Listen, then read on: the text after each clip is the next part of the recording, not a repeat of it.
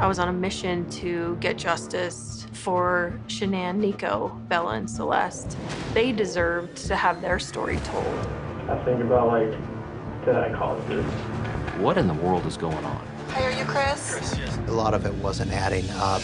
The disappearance of a pregnant Frederick woman and her 2 children has captured the nation's attention. This house is not complete without anybody here. We see a lot of horrible stories where a husband kills his wife, but this one's different. We're hearing from the suspect and his side of the story, a story police just don't believe.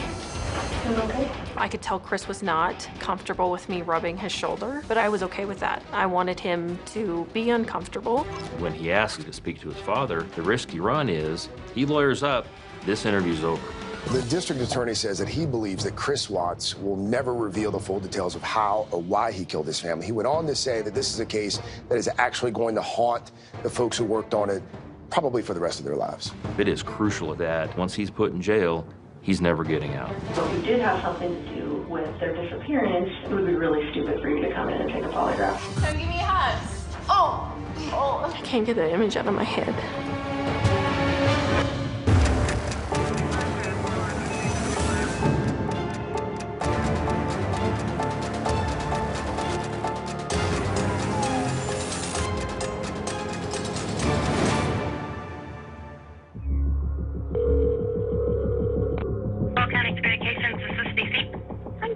My name's Nicole, and I'm calling because I'm concerned about a friend of mine. She's 15 weeks pregnant, and she wasn't feeling well over the weekend, and I have called and texted. I've come to her house. She's not answering the door. She's not responding to text messages, phone calls. I've had other friends reach out to her. None of us can get her to respond to us, and her car is here.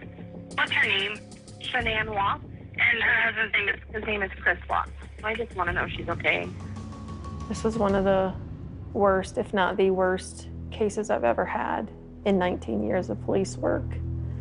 This one does not make sense to me.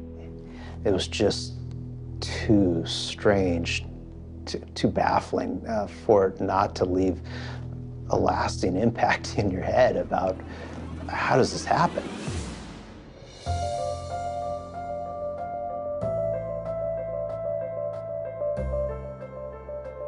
I was diagnosed with some health challenges, and then I met Chris.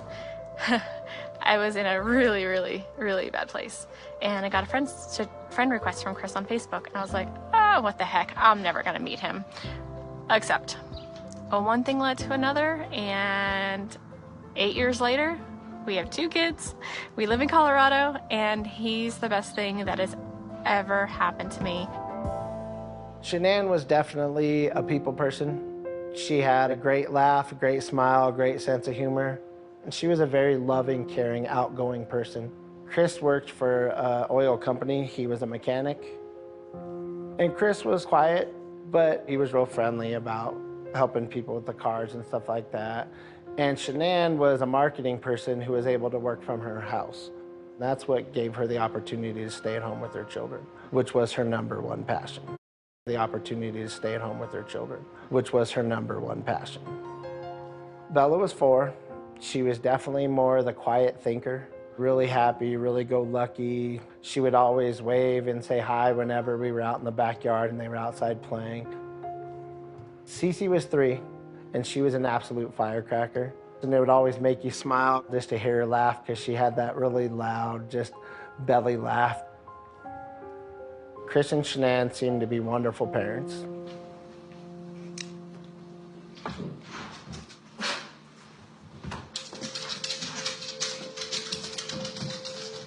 We did it again. Really? Really. That's awesome. Shanann was 15 weeks pregnant with a little boy that she was going to name Nico. Guess when you want to, it happens. They had the 2.5 kids. They had a nice, beautiful house. They both had great careers that, from what it seemed, that they definitely loved. And they just seemed to be that all-American great family.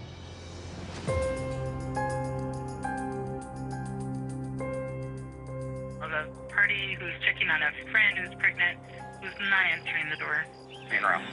There was a sense of urgency on the part of Nicole Atkinson because of who Shanann was. Shanann lived her entire life through social media, through her phone. It was very unlike Shanann not to answer the phone, not to at least send a text. And so that, I think, raised the level of concern and fear very early on in this process. How you guys doing? Hi. Here, Nicole? Yes. Officer Coonrod from the Frederick Police Department responded to this call for service. He makes contact with Nicole and her son. I've called, I've texted. Her car's in the garage, her shoes she wears every single day right in the front door. Even before Nicole called Frederick Police, she had reached out to Shanann's husband. His response to her was, oh, she was going on a play date today with the girls, she must be there. She told him that she was going to call the police, and Watt's response was, well, hold on a minute, I'm on my way back, I'll be there in 45 minutes. They have the thing flipped up here. Oh, what about the garage door? I don't Is know. there... I'm just gonna check the back, see if I can see anything.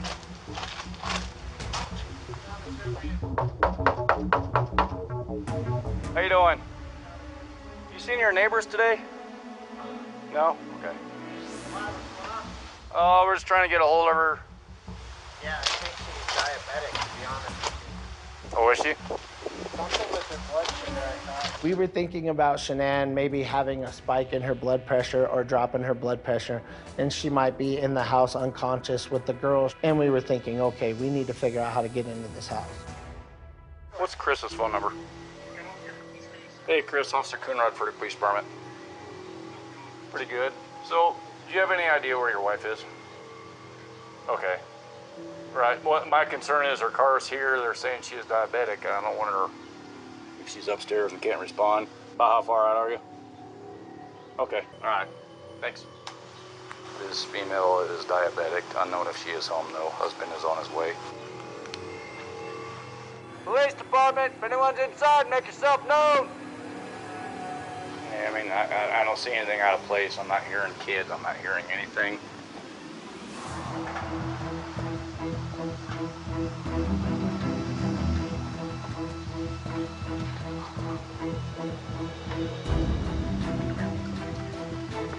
Scott, how you doing? How's it going? So this is the only vehicle she would have? Only one that, yeah. She would drive? Okay.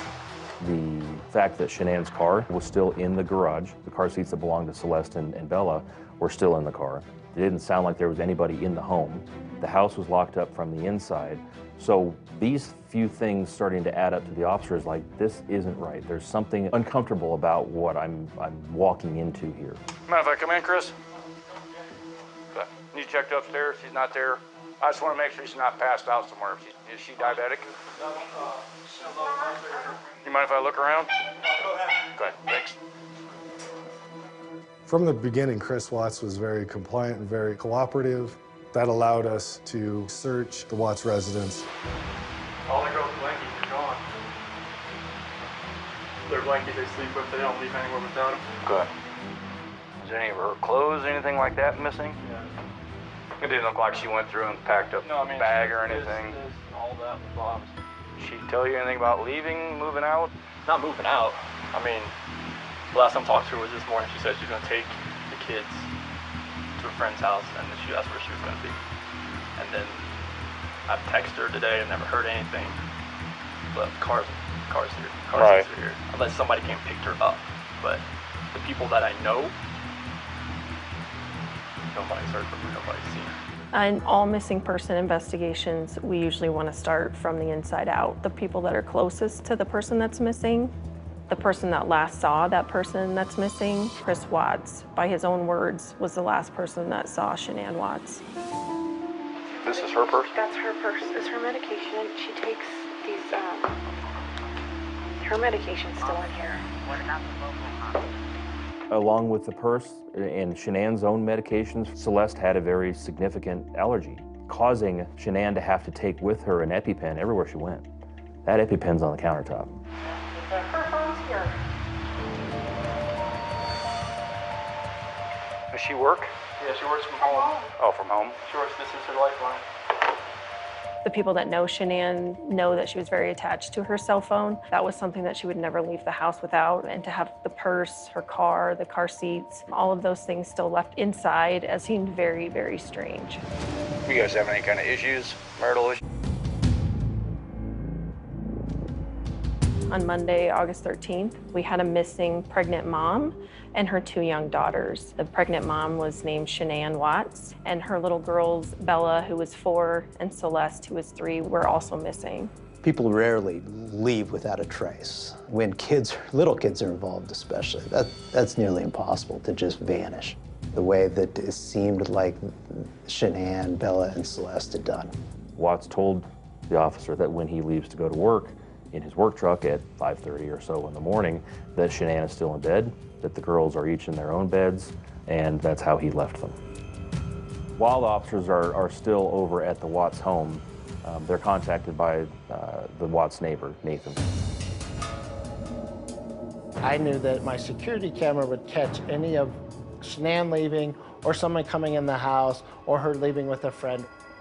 Nate came forward and showed the police that surveillance video, and Chris was there too. And all this was captured on the body camera.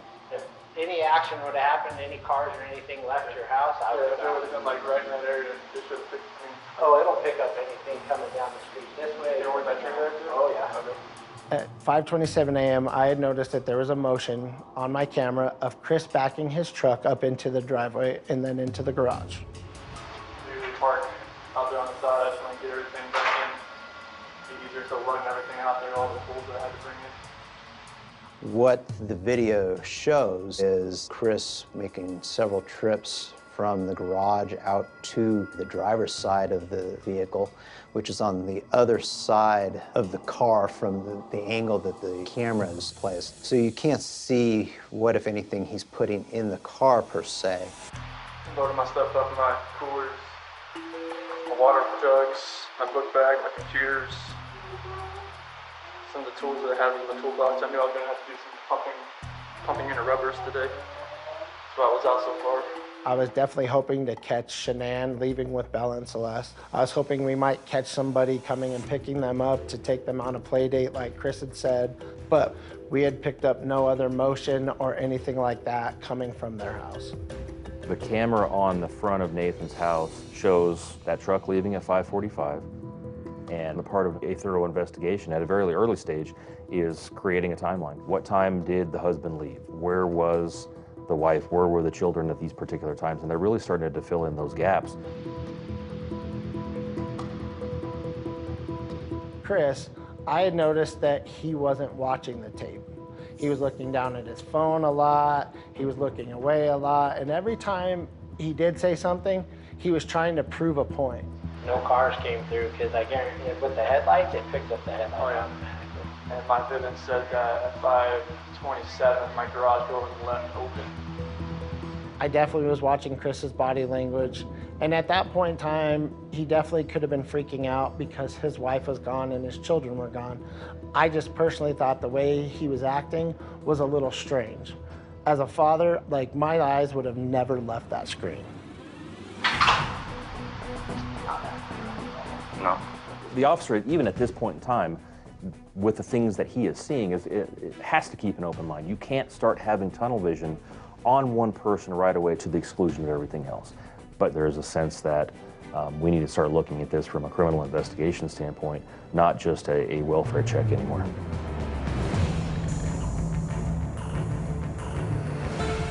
We really needed to go back into the Watts residence and do a thorough forensic search of that house. Hi, are you Chris? Chris, yes. Chris, Officer Wines with the Frederick Police Department. This office Perez. Chris was compliant, cooperative. Our CSIs went in and searched for evidence, blood stains, signs of cleanup. We didn't see signs of struggle in the house. Things weren't knocked over. Things weren't broken and damaged. They are really organized people. Canines, cadaver dogs had gone through to pick up scents. We did notice the top sheet of the bed was missing, which we thought was a little out of place considering how clean everything else was. We didn't find any evidence inside the house. The Frederick Police Department reached out to the Colorado Bureau of Investigation, as well as the FBI, and requested assistance with a missing person investigation. We ran criminal histories on both Chris Watts and Shanann Watts. Neither one of them had a criminal record. So part of the investigation, I needed to know who Shanann was. And so I started looking at her Facebook page. I can kind of appreciate her attitude, I guess, sometimes. I come from a long line of Italian women, so we're very strong, sassy, assertive, and that's how I pictured Shanann. It was obvious she loved being a mom, she loved being a wife, and she loved what she did for work. The Frederick Police Department, they did a neighborhood canvass, they knocked on a lot of doors, they started contacting businesses in the area that might have surveillance videos. How are you? What's going on? We are looking for her and for her kids.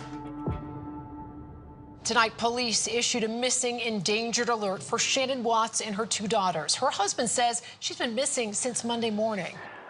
I hope that she's somewhere safe right now and with the kids. I just want them back. I just want them to come back. And if they're not safe right now, that's what's tearing me apart. Because if they are safe, they're coming back. But if they're not, this has got to stop. Like, somebody has to come forward. So we're all watching Chris's first interview basically live on the 5 o'clock news. Did you guys get into an argument before she left? It wasn't like an argument. We had an emotional conversation, but I'll leave it at that. But I want everybody to just come home. Like, wherever they're at, come home. That's what I want. Chris talked about how he and his wife had had an emotional conversation right before she went missing, which I thought was strange, that you would talk about that on the news. Shanann, Bella, Celeste, if you're out there, just come back. Like, if somebody has her, just please bring her back. The concern that he professed to have for his wife and kids seemed very feigned, seemed very cold and calculated. Even though people grieved differently, he was so extraordinarily calm and was internally inconsistent in what he was saying and how he was saying it, that it raised a lot of red flags. It just really struck everyone as, what in the world is going on? If my family was missing, I would be an absolute wreck. So the fact that he was clean cut, real calm, real cool, kind of seemed collected, definitely put a big red flag up for me. I need to see everybody. I need to see everybody again. This house is not complete without anybody here. Please bring her back. I think we were all in shock, and I recall immediately turning around to Special Agent Coder of the FBI, who I had never met before, and I just said, oh, we need him in a room with us that's recorded, and we need to get his story down right now.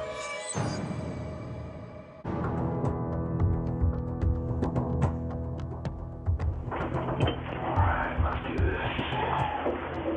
I'm gonna sit next to you so we're looking at it together. We had already predetermined that Special Agent Coder with the FBI would conduct the initial interview of Chris Watts at the police department, and then he would request that I conduct a polygraph with Chris later on. Chris was not a suspect. It's very important to not alienate Chris. And at this point, he knows the most about everything, and we really wanted him to help us find his family. What do you think happened? At first, I really thought maybe she was just at somebody's house, just decompressing. Going off scene? Yeah. But after today, like with the onslaught of, all the police cars, all the news, all the canine units, it's making me lean the other direction about someone took her. Okay. And it's freaking me out.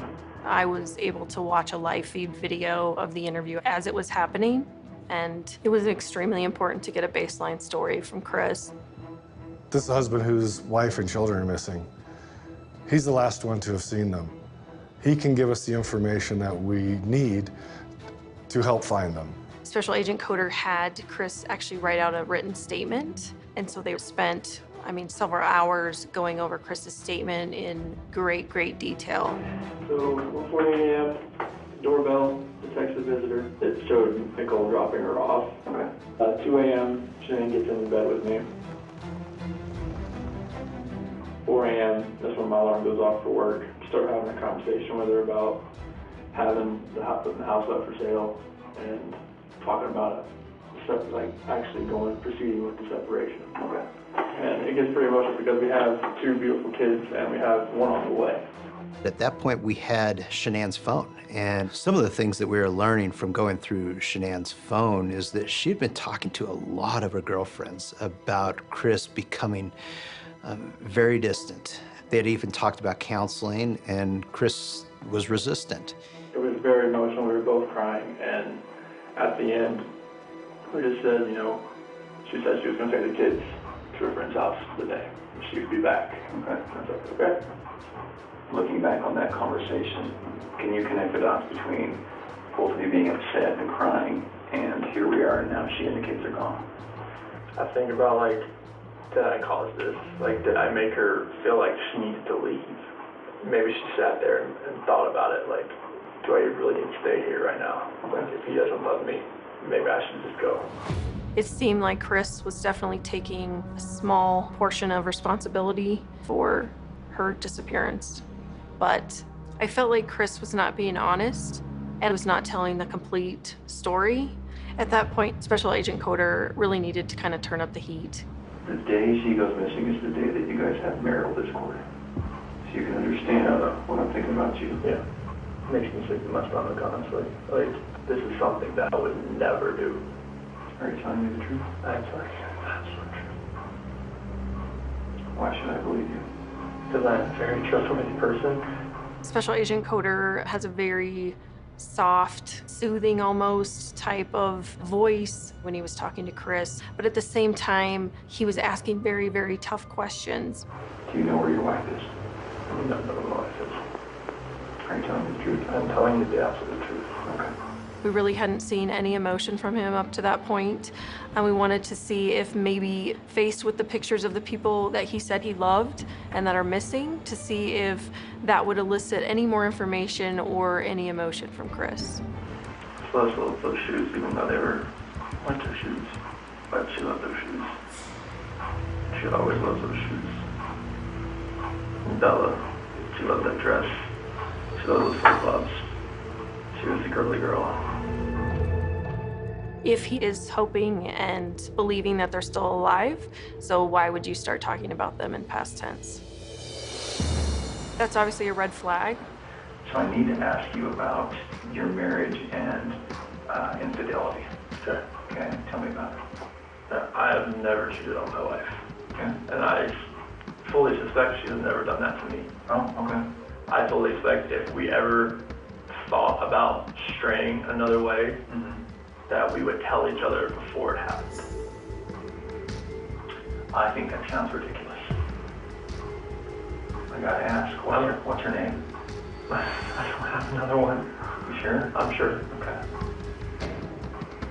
I definitely needed to know what was the reason for the separation. What was the reason behind wanting to possibly end his marriage? If you weren't having an affair, Chris, what is it? Why are you falling out of love? I couldn't be myself around Shanann anymore. Does that make sense at all? The timing doesn't make sense to me. You know, people just fall out of love, and that's where I was. I gotta tell you, that sounds like a load of horse shit to me. I know. There's what Chris is saying, and there's what Chris is not saying. Chris was not imploring us to go find his family. He was not giving us additional tips to follow up on. He did not honestly seem interested in the investigation. So Special Agent Coder needed Chris to try and explain his actions. I can tell that there's just something you're not telling me. Why you're not telling me, but there's something that's making you a little bit uncomfortable. Our initial thought was to do a polygraph that evening, just so we could either determine if he had something to do with her disappearance or we could rule him out. But his interview with Special Agent Coder was over close to 3 hours. It was past 10 o'clock. He's tired. It's not an ideal situation to try and start a polygraph that can be very extensive. And we really wanted to start fresh with him. So at that point, we asked Chris if he would come back the next day for a polygraph. So can we say that tomorrow at 11 o'clock? Sure. We can do a polygraph? Sure. Here. When Chris left that evening, investigators spent the entire evening combing through his computer records, cell phone records, and what we learned from that analysis really changed the entire course of the investigation. The disappearance of a pregnant Frederick woman and her 2 children has captured the nation's attention. Shanann Watts and her 2 young daughters haven't been seen in the last 2 days. Police say Watts, who is 15 weeks pregnant, and her 2 daughters, Celeste, age 3, and Bella, age 4, haven't been seen since Monday morning, gone without a trace from the family's home in Frederick. This is something that happens in the movies. My next door neighbors are actually missing. That's a hard pill to swallow. You start thinking about things like they don't have their medicine, she doesn't have her wallet, how is she staying somewhere, she doesn't have keys, she doesn't have any money. But of course you hold on to that hope, but deep down it was like something is wrong. From the beginning of this case, it was important to have as many resources on the ground as possible. We sent out a missing and endangered media alert, and we also worked with Frederick Police Department to organize a roadside canvass. Did you by chance hear about the woman children that went missing on Monday over here? Yeah, it's all over Facebook. This is a very visible effort on the part of Frederick Police to make sure the word is out about Shanann. There are no signs that this investigation is slowing down in any way. It is a very, very active investigation at that point. Crime scene analysts are still combing through Chris's residence. We're still following up on leads. Witnesses are being interviewed. Tips are coming in. Obviously, we were hoping so much that Shanann would just show up with the girls. Can I go and have a seat right here, Chris? When Chris arrived for the polygraph that morning, he was with his father that he had just picked up from the airport. So Special Agent Coder brought his father, Ronnie Watts, down to another room. So how are you feeling today? Sick to my stomach, honestly. Shortly before Agent Tammy Lee from the CBI is going to conduct this polygraph examination, investigators learned information that they had not known before. We looked at Watts's phone. It was revealed to investigators through text messages, photographs, emails, that he very clearly and for quite a period of time had been having an affair with a coworker at the oil company that he worked at. He had been lying to Graham Coder the day before. If you're going to be deceitful with law enforcement about that, what else have you been deceitful about? It changes for us the possible motive. If Chris did do something to his wife and children, this could be the catalyst for that. Or if she left, did she really know about this other person? It kind of brings a whole different dynamic into the investigation. The first day I thought, okay, she was just somewhere. Sure. And after yesterday, all the activity at my house, it went to the other extreme.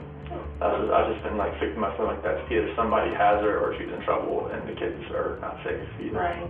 With this new information she's got about the affair, she has to be careful because there is a fine line to walk there between employing investigative techniques to get the information that you need while not going so far as to completely cause a suspect to shut down. There's actually only 2 ways you can fail a polygraph, okay? First way would be if you fail to follow my instructions. The second way would be if you choose to lie to me. Obviously, my wheels are turning in my head, but at the same time, I didn't want to give him any indication that I knew about the affair. I hope that, you know, if you did have something to do with their disappearance, it would be really stupid for you to come in and take a polygraph today. Exactly. Right? Like, it would be really dumb. Like, you should not be here right now sitting in this chair if you had anything to do with Shanann and the little girl's disappearance, okay? I was putting Chris on high alert that the truth was about to come out and everyone was gonna know what it was. I definitely wanted to see if Chris was going to keep lying about the infidelity, so I brought up if he was having an affair. Did she accuse you of anything? I mean, being a woman, I mean, she's like, is there somebody else? I'm like, no, there's nobody else. I mean, Did she seem like she believed that? when I told her there's nobody else, yeah, she knows that I wouldn't do that to her. This is a very, in the grand scheme of things, a very small thing for him to be lying about when his wife and daughters are missing for 48 hours. Why are you lying about having an affair? The pre-test interview with Chris lasted close to 3 hours. I felt like I had received all the information I was going to get from Chris. At that point, it was time to start the polygraph examination. And the coolest thing about this is right now, there's only one person in this room that knows what the truth is. And in about 5 minutes, there's going to be 2 of us. I wanted Chris to know that the gig is up. If he had something to do with her death, I was about to find out. Did you physically cause Shanann's disappearance? No. Are you lying about the last time you saw Shanann? No. Do you know where Shanann is now? No. This portion of the test is complete. Please remain still while I take the instrument out of operation. At that point, I took my computer out of the room to grade the charts. Grading scale, for someone who is a truth teller, we would consider them to be a +2 or higher, and we would consider someone to be deceptive if they were a -4 and below. Chris Watts scored a -18. He failed every question on the test. That deception on that polygraph causes Watts to become our primary suspect.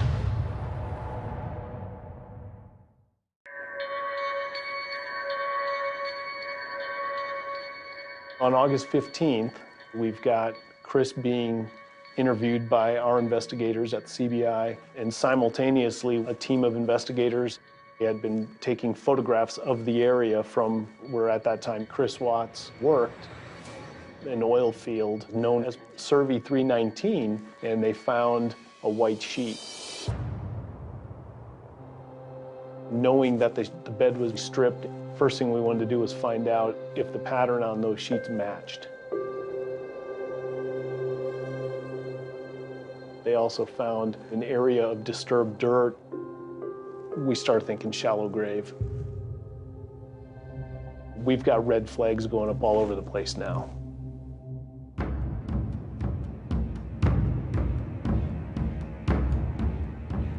The results of the polygraph that Watts took showed deception. In other words, he failed. Now we're shifting, right? We're shifting to interrogation mode. How can we get Chris to tell us what the truth is? So I brought Graham in here because we want to talk to you about the results, okay? Okay.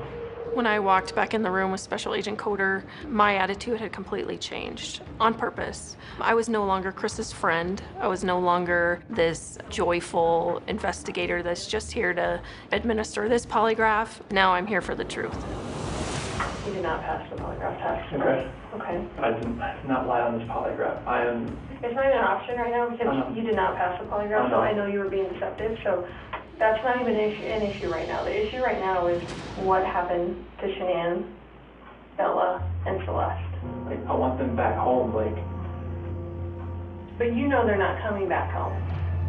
I was shutting down his continued plea for his wife and kids to come home, because at that point we knew that was not going to happen. And I felt like he had done something horrible to his wife and the kids.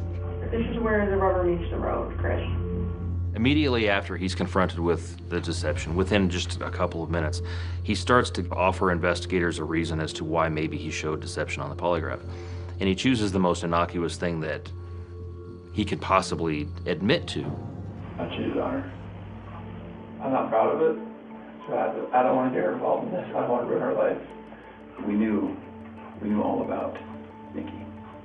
So we didn't need to ask you about her in the polygraph. We just didn't need to, because we knew, okay? Special Agent Coder kind of adds that in at the end, you know? We knew way more than we're letting on.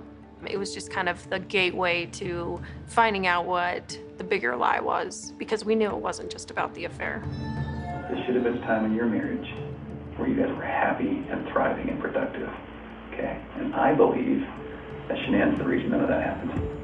You know, it's common in these types of cases that there's some victim blaming, so that it's easier for the suspect to say, yeah, it wasn't all just me. Like, I did it because they pushed me to it, or I was forced to do it.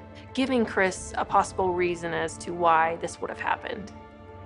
I believe that she's a controlling person. Maybe doesn't listen to you as much as she should. I think that she can do whatever she wants and you can't. Agent Coder and Agent Lee are providing him other alternatives, other possibilities as to what may have happened, other reasons that something may have happened, in an effort to try to see what his reaction is going to be. Chris, did Shanann do something to them? No, I don't know. I'm serious. I have no clue. No, you wouldn't know because they didn't leave the house. Did Shanann do something to them, and then did you feel like you had to do something to Shanann? They were at the house when I left. They were there. Vilifying Shanann, it's a technique that we can use to eventually get the actual truth. We just needed to find Shanann and the girls. Maybe Shanann did it, and you felt compelled to fix this so Shanann didn't look bad. I feel like you cleaned up for her. But I don't know, you're not telling me that, so it makes me think the worst. Like, did you do that to all three of them? I did not do anything to these kids. He was definitely more deflated. He was kind of hanging his head down. He kind of seemed exhausted from it all, honestly. Can I talk to my dad or something? I just can't talk to my dad. Like, I flew across the country. Watts makes a request of the investigators to speak to his father. They have to make a decision on the spot. They don't have an opportunity to make a phone call to their supervisor. They don't have an opportunity to call somebody from the DA's office and say, hey, what do you think I need to do?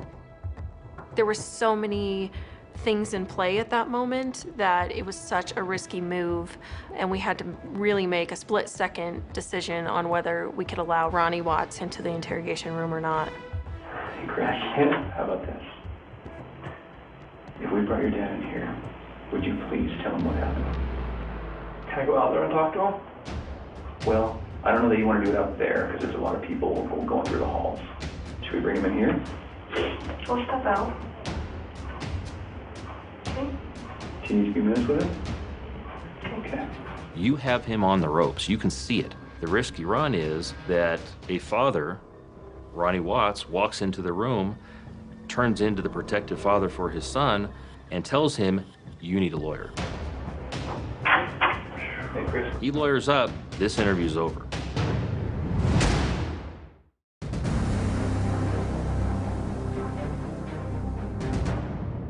Tell us, Chris.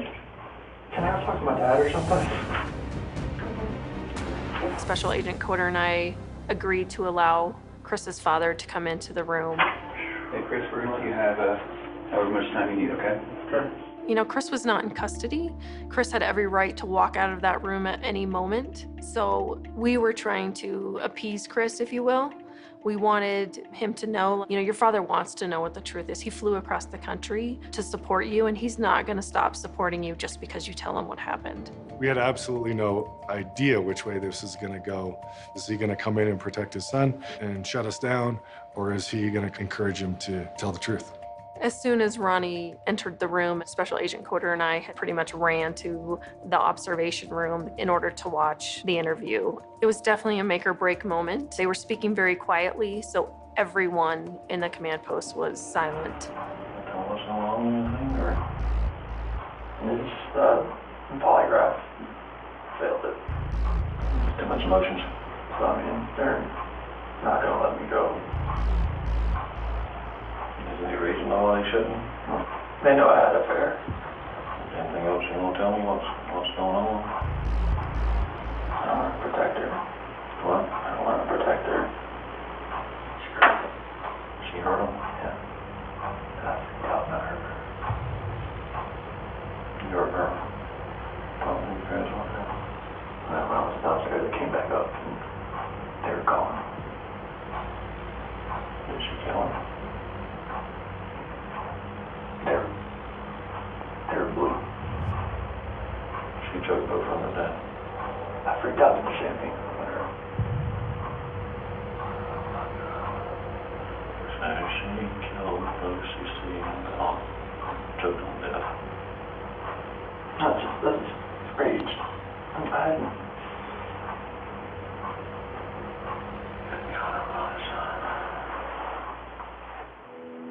It was pretty much gut-wrenching to hear Chris talk about the fact that he murdered his wife to his own father. It was the theme of Shanann doing something to the girls that I had just given him prior to leaving the room, but to actually hear that come out of his mouth was shocking. We always have that hope that We will recover Shanann and the girls safe and sound, that they'll be fine, but your heart sinks because it's real that he admitted that the girls are dead and that he killed Shanann. We knew immediately we needed to get back in there.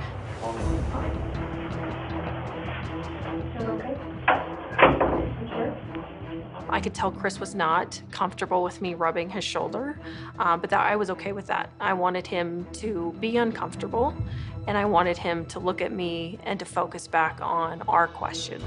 Will you tell us what you told your dad? I saw on the monitor, those covers were like pulled off and she was laying there. She blew. She was in there with her. What happened? I put my hands around my wife's neck and did that same thing. He describes feeling extremely angry, so he basically grabs Shanann, throws her down on the bed, and strangles her right on Cece's bed, is what he said. This was him seizing upon an opportunity to shift the blame away from himself as much as he could and towards somebody that no longer could defend herself. It is crucial at this point in time that we find out where they are so that we can really start working on the homicide investigation portion of this to make sure that once he's handcuffed and once he's put in jail, he's never getting out. Where are they now? To find your babies. It's the hard part. All you have left is to tell us where they're at. They're gone. There's no bringing them back. Internally, there is outrage. I didn't want to show that to him because I really wanted Chris to keep talking. It was very hard. Well, where are they? That's that first location I went to that day. Mississippi 319. So, Chris, are they in something? Are they under the ground? Like, where would you find them? You take us out there? I thought there's no element block there. Are they all three out there, Chris?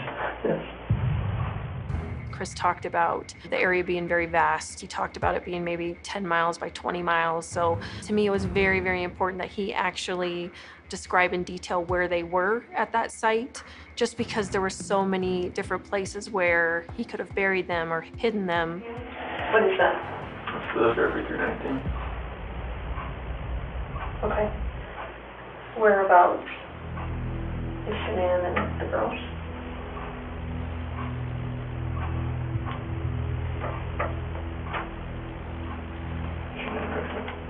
Okay, can you mark it for me? That is for Shanann. Okay. And where are the girls at? Here.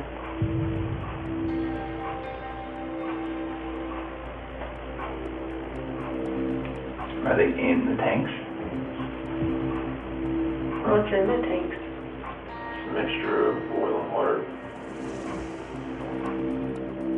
I just couldn't believe a father could do something so horrible to his children and his wife.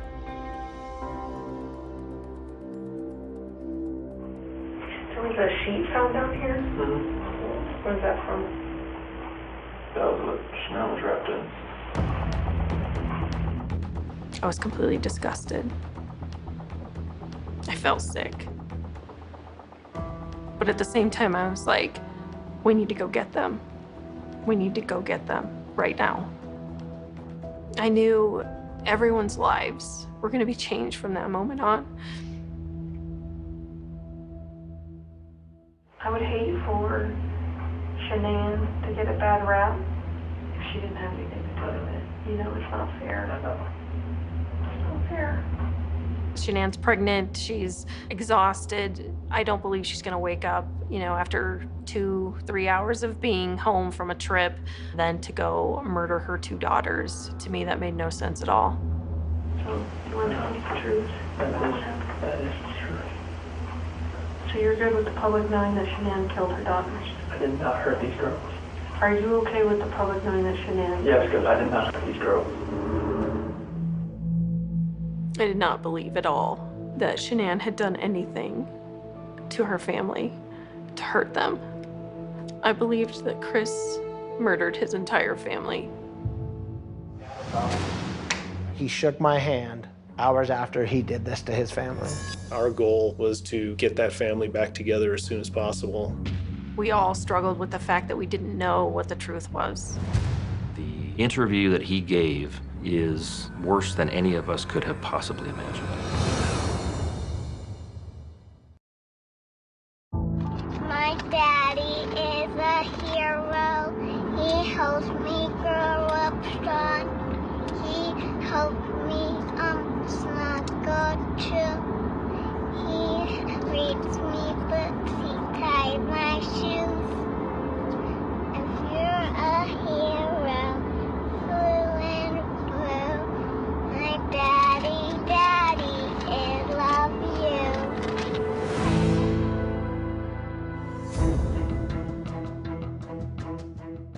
When Chris told his father that Shanann had killed the girls and that he had then killed Shanann, even though I didn't necessarily believe his version of events and I didn't buy into his description of how it went down, there was a sense that we were progressing. Hey, Chris, do you mind if we take pictures of your hands and chest and stuff? Just Based on his statements, we had probable cause to believe that he had committed the crime of murder. That's the legal threshold that we need to get to arrest him. Chris, don't stand up for me. I'm going to have you face that wall over there. At the conclusion of the interrogation, officers came in, placed Chris Watts in handcuffs, took him out to a patrol car, and he was transported to the Weld County Jail. We're not going to wait till the next day. Our goal was to get that family back together as soon as possible. About 11 o'clock at night, we started to excavate the dirt. We wanted to get Shanann out of the ground if that's in fact where she was.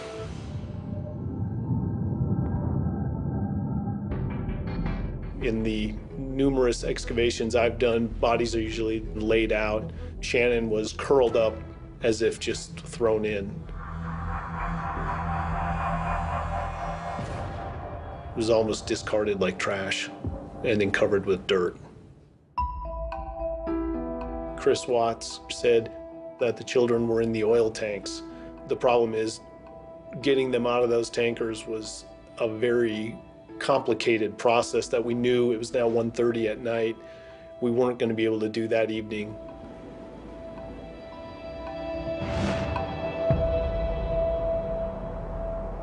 At this point, we have strong reason to believe that we know where the bodies of the children are, and recovery efforts are in process on that. When we were at the oil site on the morning of the 16th, I think everybody there kind of arrived with this sense of dread because you know what the mission is. You know that you're recovering the bodies of 2 small children. This is going to be a huge undertaking to drain these tanks. We questioned whether small children would fit through that opening. We also couldn't see them, you know, when we opened the hatch from the top. So there was a point where we thought he could still be lying. One of my CSIs went up and opened the inlet, and we found a tuft of hair along the inside of one of the oil tank inlets, and then we knew. What a horrible, horrible thought that is. Looking at those oil tanks and seeing the size of the hatch at the top, and then to have to pull them out of that oil, I wouldn't wish that upon my worst enemy.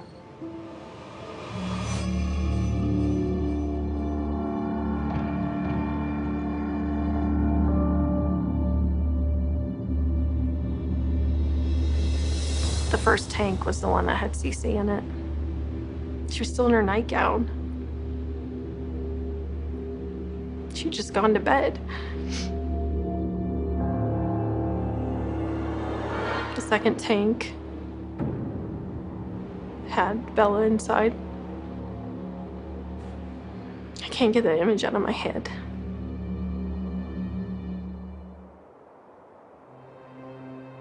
I don't see how somebody who loves their family could even possibly do something like that.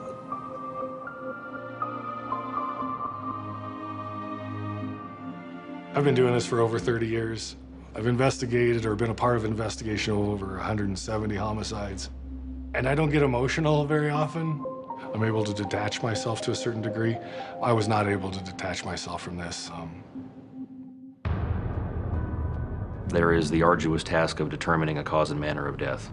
Are there injuries consistent with his version of events? The pathologist concluded that Shanann Watts had died from asphyxiation due to manual strangulation. The most significant injuries that we found during the autopsy were injuries to Bella. She had injuries which suggested that she fought back as somebody covered her airway. The idea of her fighting for her life as somebody snuffed out her breath was hard to accept. And then Chris had told us that he had witnessed Shanann strangling Cece, but the pathologist determined that she died from asphyxiation due to manual smothering. We were able to prove through that autopsy that what Chris told us about what Shanann had done to Cece was false, and that he had lied to us.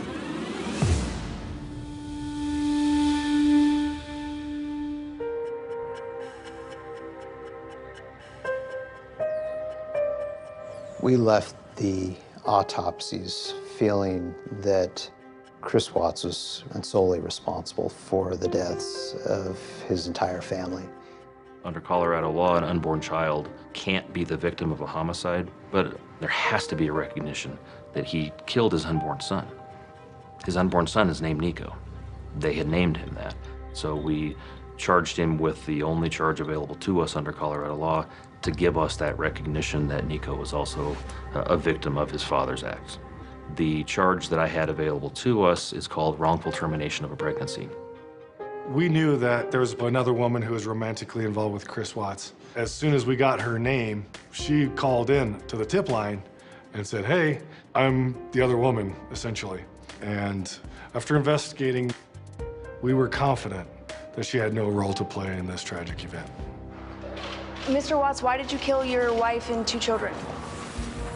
Today, prosecutors filed a motion requesting fingerprints, cheek swabs, and hand pictures from Chris Watts. They believe Watts is responsible for all 3 deaths. It was just utter disgust and shock. He did that, and he was standing in my house hours afterward. Hopefully something comes up, dude. I think that was one of the toughest things to swallow. No. Is knowing that he shook my hand hours after he did this to his family.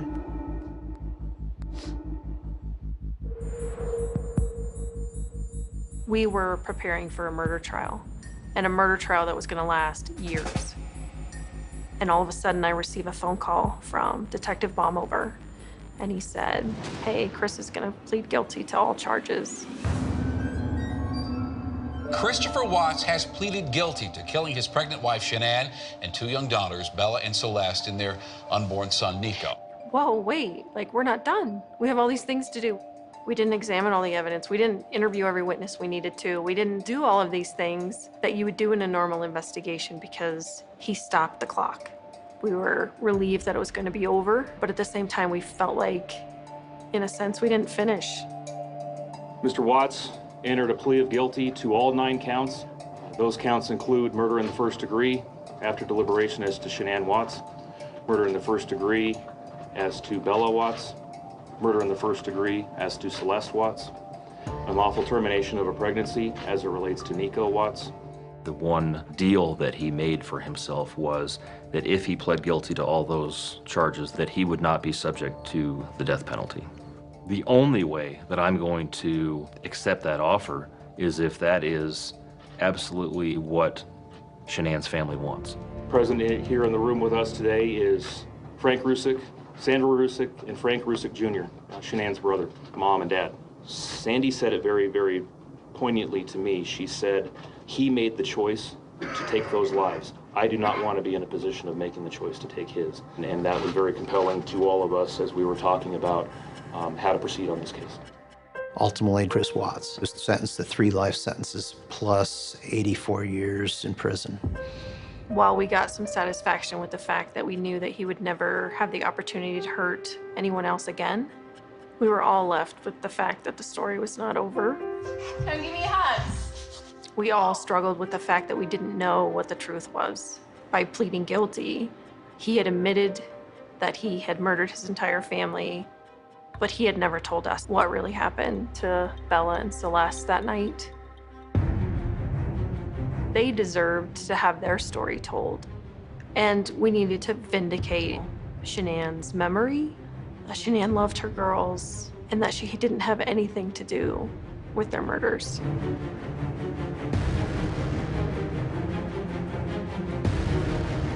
Tonight, Watts sits in a Wisconsin prison serving his 3 life sentences without any possibility of parole. The district attorney told us is that they considered making a part of the plea agreement that Christopher Watts would have to confess more about what happened that night. So myself, Special Agent Coder, and Detective Baumover, we flew to Wisconsin, where Chris was being held, and have one last conversation with him.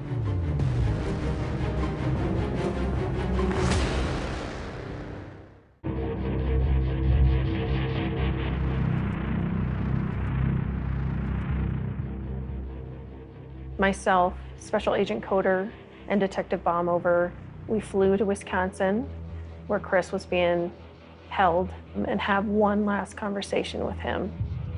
I needed to hear him say that Shanann did not murder her children. I needed to have that come out of his mouth. The last time we talked to you was a different situation, right? Our investigation was open and your case was open. All of our cases are closed and the court case is closed. So there's nothing that we're going to talk about today that's going to get you in any type of more trouble at all. Are you available to talk to us? Definitely. Okay. The last time we talked, the last thing we talked about was where the girls were, but we never really got to talk about that night. So what happened? I told her I didn't love her anymore. And that's what happened. I got on top of her. And every time I think about it, I'm just like, did I know I was going to do that before I got on top of her? He talked about having the conversation while he's sitting on her and she's telling him to get off. You know, you're hurting the baby. And he doesn't get off. And at one point she tells him, you're never going to see the kids again. And that's immediately when he starts strangling her. So what happened next? And she had her little pink blanket with her. She was like, what's wrong? On me. And where was Shanann at that point? Yeah, just pretty much on the bed, but she was face down. Bella understood what was happening or saw what was happening. In Chris's mind, what do you do with your daughter that just is witnessing your wife dead on the bed? Did he feel like he had no other way to get out of this without doing the same to his daughters? So she followed you and you put Shanann in the truck. Okay. And then what? Put my lunchbox and stuff in the truck and then grabbed the kids and then put them. So you put Shanann in the truck and then you put the 2 girls in the truck. Shanann was back there too? She was on the floor. What did they say about Shanann being on the floor? Mommy, okay? What did you tell her? She'll be fine. I didn't want the girls looking at Shanann while they were in the back seat. So what'd you do? I put a trash bag on one end and on her feet and on her head so they didn't have to see. We had never, nobody had ever contemplated, that I recall, in any discussion, that the girls were alive when he drove them out to the oil site. When I was driving up there, I mean, you know, they were just, you know, kind of asleep or kind of just like, you know, holding on to each other, laying in each other's laps. They were alive in your truck. You now had an hour to drive out to the oil site, and at no point did he decide to spare their lives, and it made no sense to us. Took Shanann out, and then What were the girls doing when you were doing that? just sitting in the back of the truck. CC was first. He used his hands to cover her mouth and her nose and smothered her to death. As soon as he knew that Cece was dead, He took her out of the truck. All the while, Bella is sitting in the truck, watching her dad walk up to the oil tank and drop her sister inside.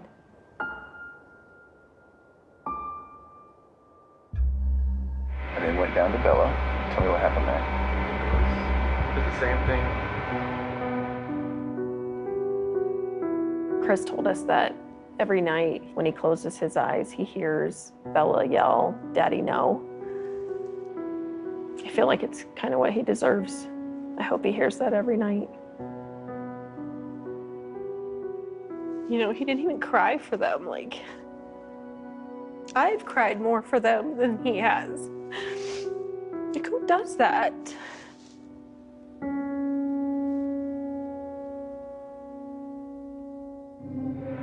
Is it possible that in your mind you didn't want them to suffer throughout their life? Was this like a mercy thing? I mean, you can say that like after the fact, but it was just like, I just didn't, I felt like it was just like an anger with Shanann, with everything that I was just taking it out on everybody that was in front of me that morning. The interview that he gave is worse than any of us could have possibly imagined. At the end of a case, usually you get a feeling of, okay, I've got a sense of the why. The why never materialized here. I was on a mission. I was on a mission to get justice for Shanann, Nico, Bella, and Celeste. And when I felt like I did my job, that Friday when I got home, I kissed my kids, I walked upstairs, and I collapsed on the floor, and I just started crying. You know, a lot of people ask me, do you believe him? Do you believe that final version was the truth? And I have to say yes, because it was more horrible than I had even let my mind go to. This was a complete act of evil by Chris Watts.